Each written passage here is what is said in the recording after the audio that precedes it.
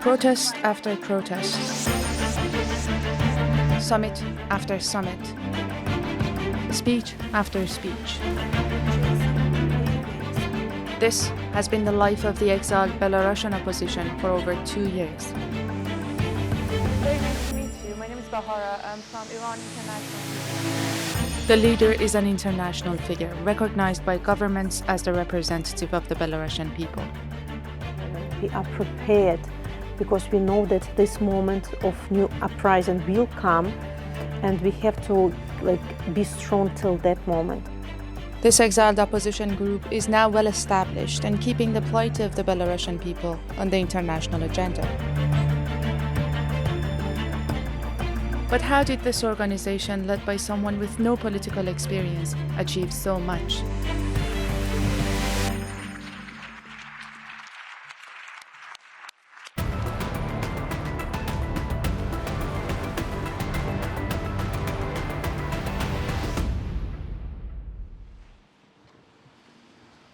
Baranak, how's it going? If you think we are old friends, you're mistaken. How are you doing? Franak has a warm greeting for everyone. Ready for your busy day? Ready, but weather is awful. He was just 13 when he was arrested for political activism. Now at 35, he's a senior advisor to the leader of the opposition. Svetlana made a fantastic speech. She was speaking at the panel of women's leadership. They have just returned from a summit in Davos, and Franak seems proud. There was Iranian organizer of protesters. Do you remember their name? She had this big hair. Oh, Masi, Yes. You met Masi Alina? Yeah. So Amazing. they were together, the same panel, we were together. Okay. Svetlana Tikhanovskaya calls herself an accidental leader. I understood that I'm not of such highness in politics as these women, but In 2020, her husband, Sergei Tikhanovsky, ran for the presidency of Belarus. But the country's authoritarian government, which has been in power for 3 decades, has no truck with democracy. Sergei was arrested and sentenced to 18 years in prison. Svetlana, a housewife with no political ambition, took up the cause and started a campaign to become president. Her popularity grew overnight, grabbing the world's attention. But sitting president Alexander Lukashenko was again declared the winner in a vote that was widely regarded to be rigged. As the people rose up, the government cracked down.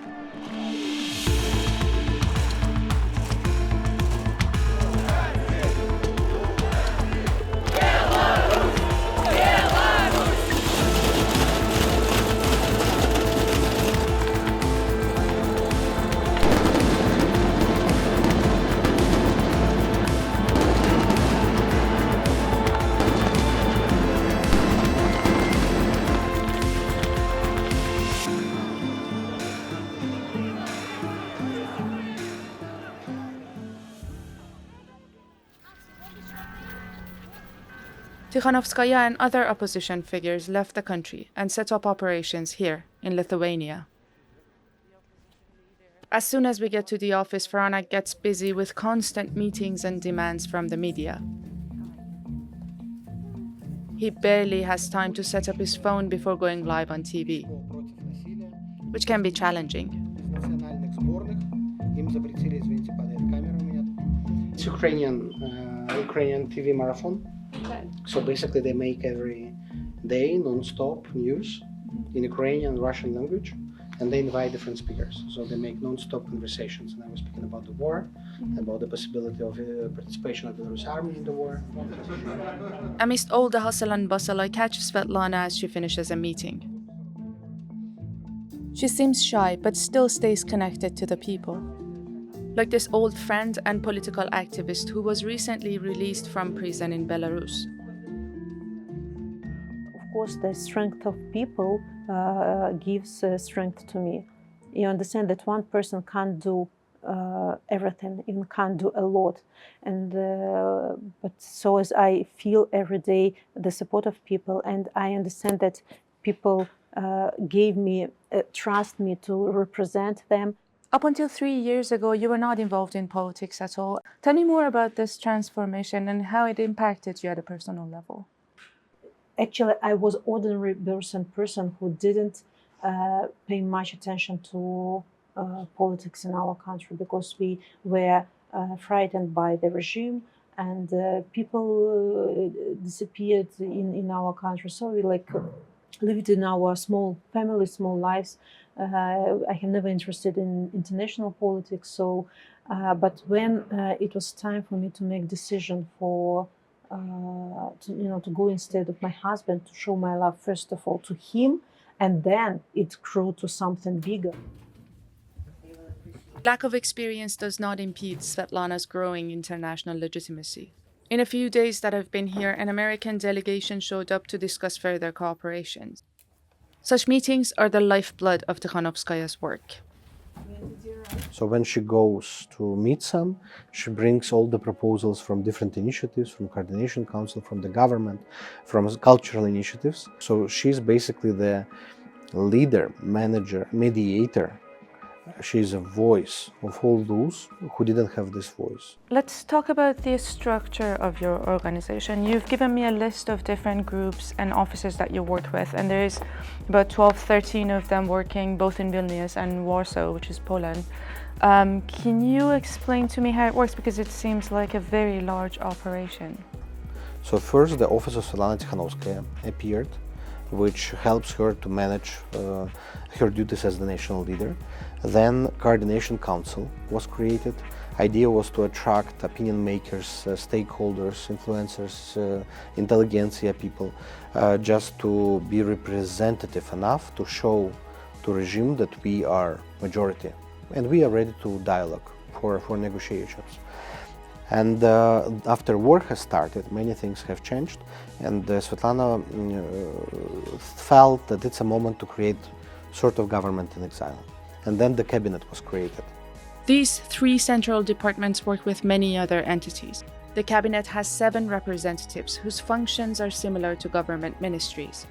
The Transition of Power representative, for instance, plans for a fair election in a democratic Belarus, while the representative of National Revival promotes Belarusian history and culture, which unites the people.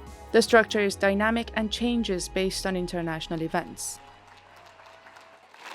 International recognition came when various opposition groups united.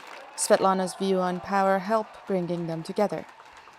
Actually, I'm lobbying for participation of not myself, but other groups of people, because I understand that I'm not just, people haven't united around me as around person, because people realize that I'm not experienced, I'm not politician, but so as I, since the beginning, declared that I'm not going to be, next president. I'm not going to build, my own government. My task only is to bring together with you, of course, our country to new free and fair elections. Lithuania shares a border with Belarus. This helps the opposition stay connected. Independent media plays a significant role as well. This TV channel, Belsat, is based in Poland, but they come here every other week to record a program. So we have very hard, depressive situation in Belarus now, because people thought Ukraine will win very fast. So Lukashenko will fall down, Putin will fall down, and democracy will come. But the reality is hard situation in Ukraine and very depressive, mood, if to speak about people. If to speak without propaganda and counter-propaganda, what is the reality for people to understand? Faranak participates in these kind of TV panel discussions and interviews very often to just keep in touch with the people back in Belarus. Tonight the discussion is about political prisoners. They have brought about 20 family members of political prisoners, and they will be discussing political strategies about how to get them released. There was a group of families of political prisoners who signed an open letter to Western governments to start negotiations on the release of political prisoners. It's late. Franak looks exhausted. But he's resolute. Like Svetlana, he will raise awareness of the plight of people in Belarus until the country's dictator is deposed.